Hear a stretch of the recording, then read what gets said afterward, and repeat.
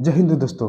कैसे हैं आप? आशा करता हूँ कि आपकी पढ़ाई लिखाई ठीक ठाक ही चलती होगी। तो दोस्तों, रेलवे परिवार में आपका स्वागत है। तो दोस्तों, अगर आप रेलवे के जीडीसी तथा एलडीसी की तैयारी कर रहे हैं तो आपके लिए वीडियो यह खास होंगे। तो दोस्तों, आज अध्ययन करेंगे रेलवे में जो छुट्टी दिए जाते हैं यह कितने प्रकार के छुट्टी होते हैं तथा कौन कौन से छुट्टी होते हैं उसके बारे में आज पूरी डिटेल से अध्ययन करेंगे। तो दोस्तों, इसमें टोटल 150 प्रश्न है जो पार्ट 1, पार्ट 2, पार्ट 3 में अध्ययन करेंगे। 50 क्वेश्चन एक पार्ट में अध्ययन करेंगे जो लंबा वीडियो नहीं हो। तो दोस्तों, अगर आप इस चैनल पर नए हैं तो इस चैनल को लाइक, सब्सक्राइब एवं अपने दोस्तों के बीच ज़्यादा से ज़्यादा शेयर करें। तो दोस्तों, बिना वक्त गवाए फर्स्ट क्वेश्चन की ओर बढ़ेंगे।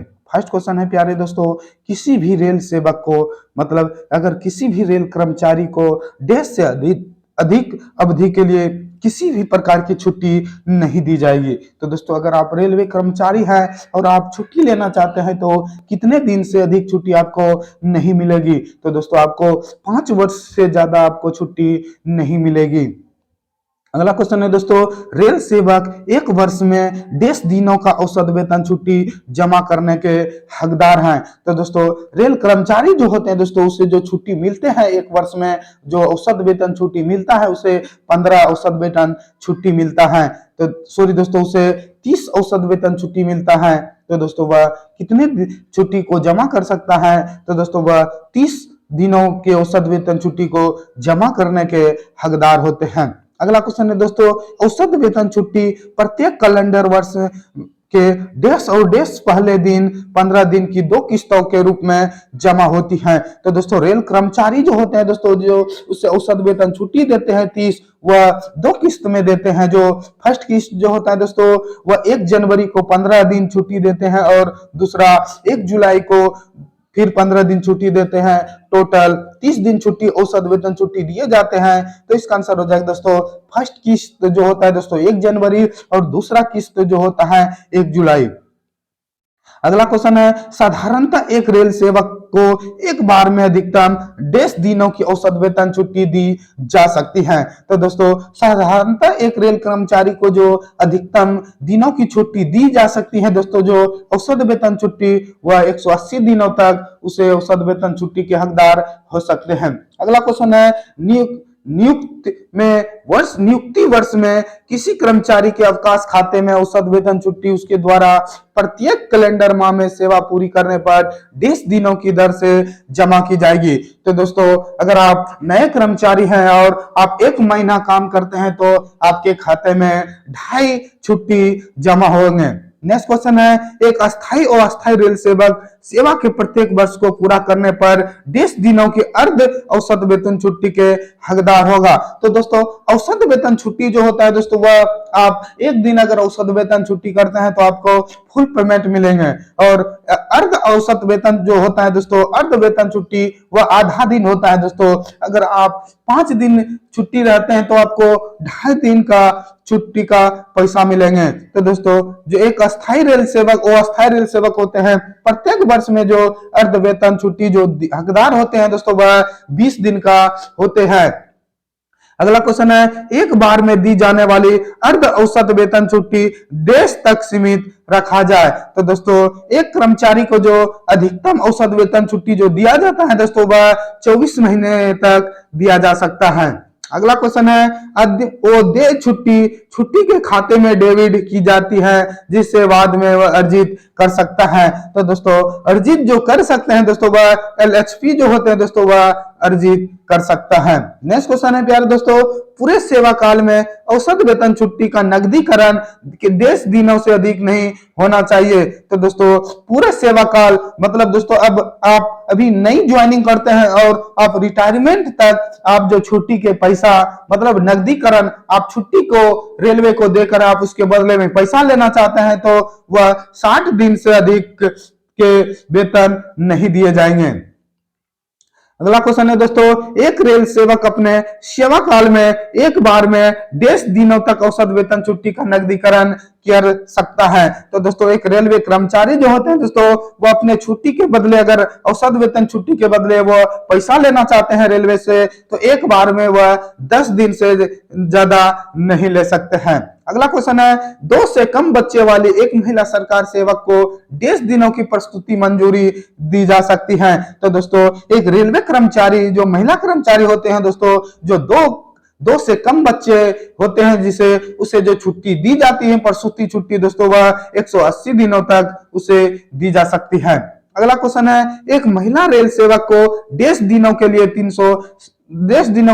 730 दिनों की शिशु देखभाल छुट्टी दी जाती है। तो दोस्तों 730 दिनों की जो शिशु देखभाल छुट्टी महिला कर्मचारी को दी जाती है दोस्तों, वह पहले 2 नाबालिग बच्चों की देखरेख के लिए 730 दिनों की शिशु देखभाल छुट्टी दी जाती है। अगला है दोस्तों पितृत्व अवकाश। तो दोस्तों जो पुरुष कर्मचारी हैं, अपने बच्चे की देखभाल के लिए जो छुट्टी उसे दिए जाते हैं दोस्तों, वह कितने दिन के दिए जाते हैं और वह कितने महीने के अंदर वह ले सकते हैं।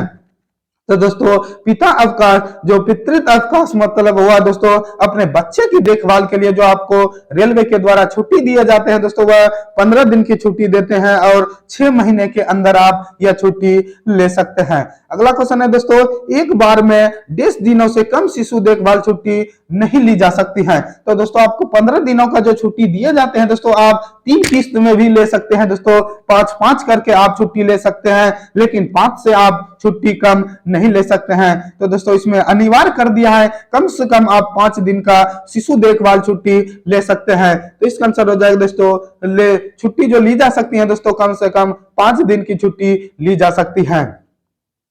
अगला क्वेश्चन है, एक रेल सेवक को छुट्टी दी जाती है जो अपने आधिकारिक स्थिति के परिणाम स्वरूप या आधिकारिक ड्यूटी निष्पादित करने के दौरान चोट पहुंचने के परिणाम स्वरूप सक्षम हो जाता है। तो दोस्तों जब एक रेल कर्मचारी कार्य करते हैं, कार्य के दौरान अगर उसको चोट लग जाए या उसका पैर हाथ कट जाए, तो उसे जो छुट्टी देते हैं रेलवे के द्वारा दोस्तों, उसे कार्य से संबंधित बीमारी और चोट की छुट्टी, जिसे दोस्तों वो आईओडी कहते हैं, उसे छुट्टी प्रदान करते हैं। नेक्स्ट क्वेश्चन है दोस्तों, एक रेल सेवक जो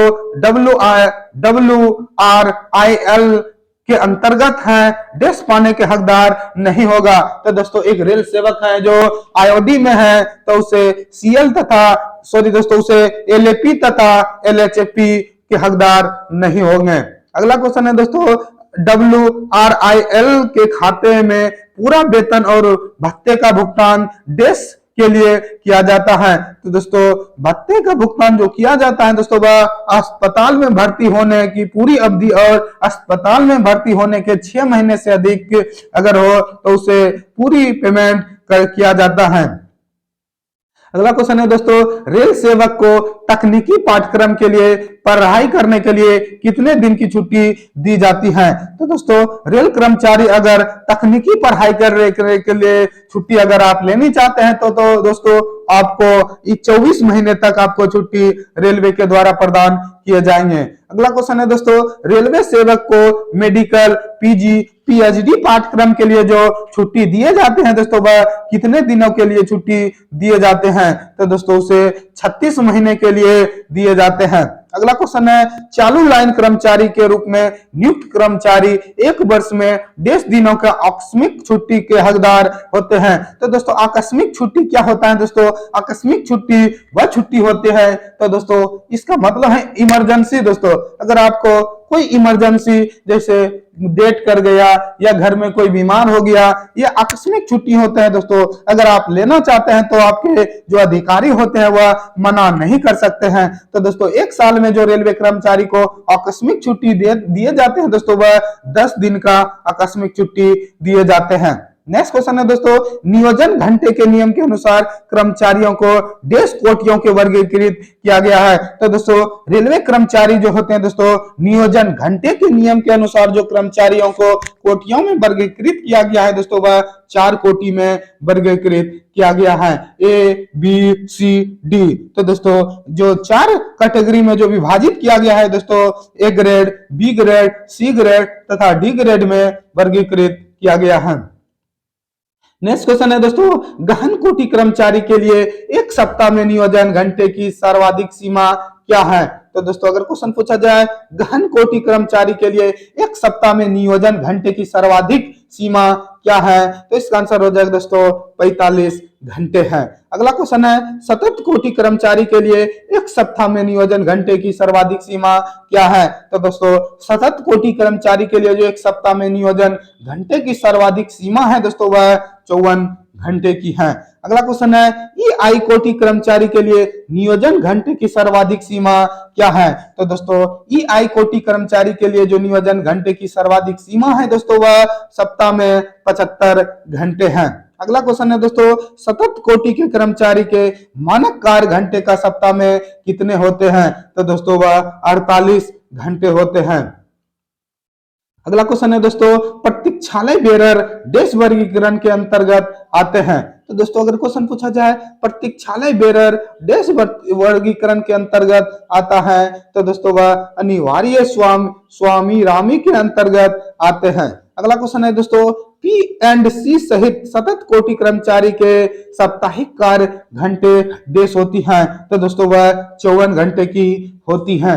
अगला क्वेश्चन है, सतत कोटि कर्मचारी के मामले में देश घंटे से अधिक कार्य घंटों को लॉन्ग ऑन माना जाता है। तो दोस्तों लॉन्ग ऑन माना जो जाता है दोस्तों वह 8 घंटे का माना जाता है। नेक्स्ट क्वेश्चन है दोस्तों, रेल सेवक कार्य का वर्गीकरण करने का अधिकार किसके पास है? तो दोस्तों रेल सेवक के कार्य का जो वर्गीकरण करने का जो अधिकार होता है दोस्तों वह रेलवे के प्रधान महाप्रबंधक को होता है।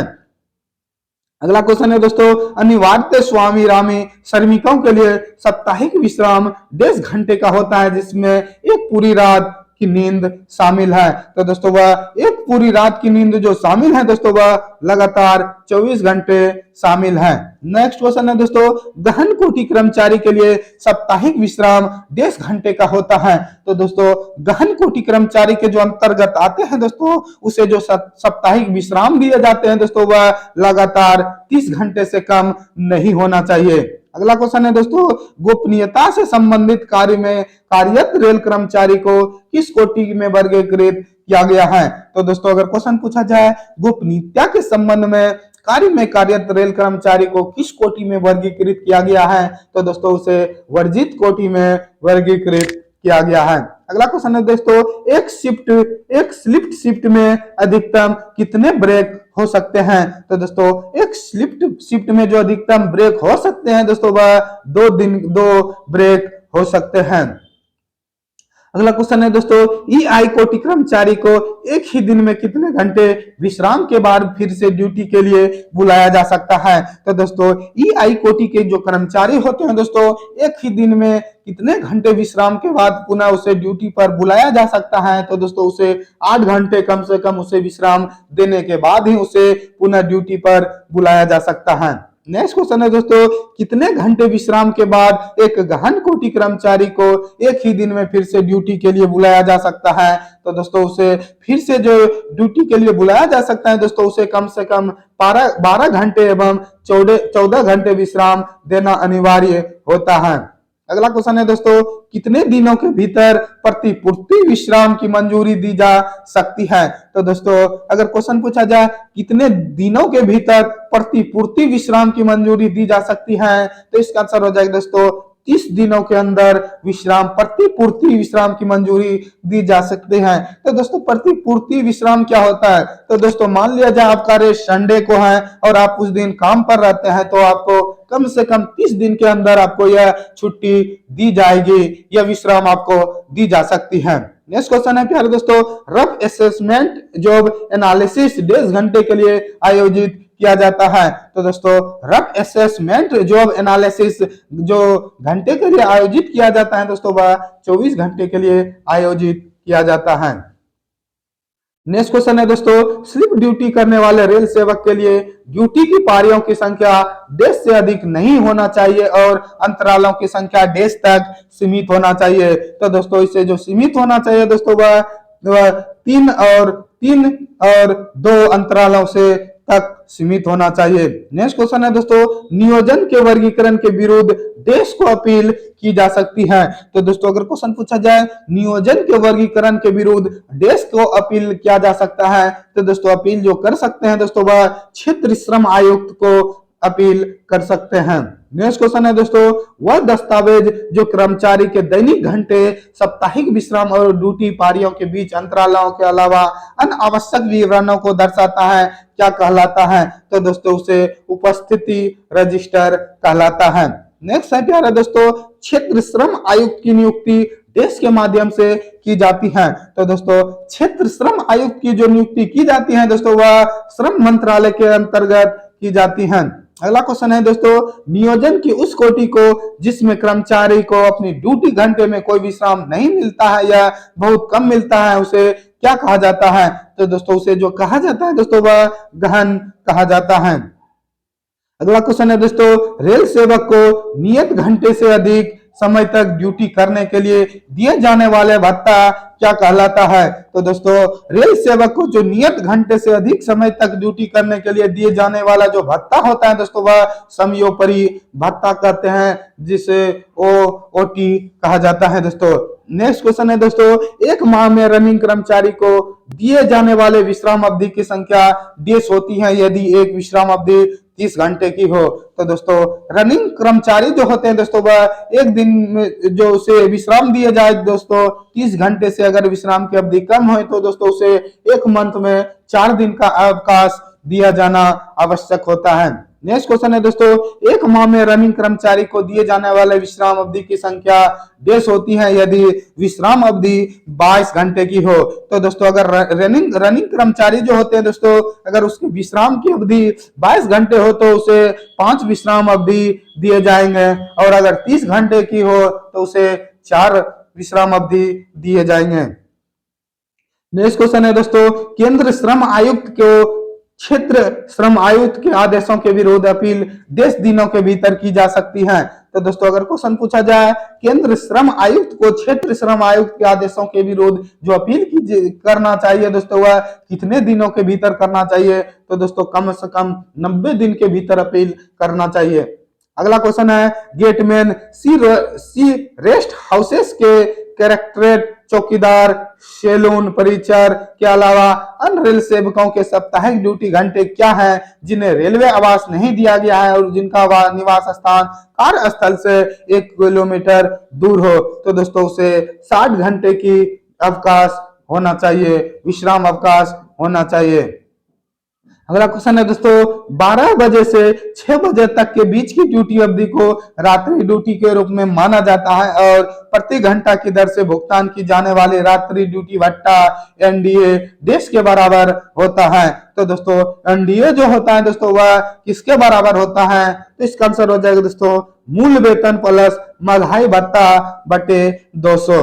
नेक्स्ट क्वेश्चन है दोस्तों, नियोजन के सही वर्गीकरण के लिए जॉब एनालिसिस का कौन सा तरीका सामान्य अपनाया जाता है? तो दोस्तों सामान्यतः जो अपनाया जाता है दोस्तों वह फैक्चुअल जॉब एनालिसिस सामान्य तरीका अपनाया जाता है। तो दोस्तों आज का लास्ट क्वेश्चन है, उस रेल सेवक को सीटीजी दिया जाता है जिसका प्रशासनिक आधार पर स्थानांतरण ऐसे स्टेशनों पर के बीच होता है जिनकी दूरी कम से कम 20 किलोमीटर हो। तो इसका आंसर हो जाएगा दोस्तों कम से कम 20 किलोमीटर हो। सीटीजी क्या है दोस्तों? सीटीजी ट्रांसफर अलाउंस होता है दोस्तों। अगर आपको प्रमोशन दिया जाता है एक अस्थायी रूप से किसी स्टेशन पे है और आपको प्रमोशन दिए जाते हैं और आपको दूसरे स्टेशन ट्रांसफर करते हैं जिसकी दूरी कम से कम 20 किलोमीटर हो तो उसे आपको सीटीजी दिए जाएंगे। तो दोस्तों यह वीडियो आपको कैसा लगा कमेंट में जरूर बताएं। तो दोस्तों अगर आप इस चैनल पर नए हैं तो इस चैनल को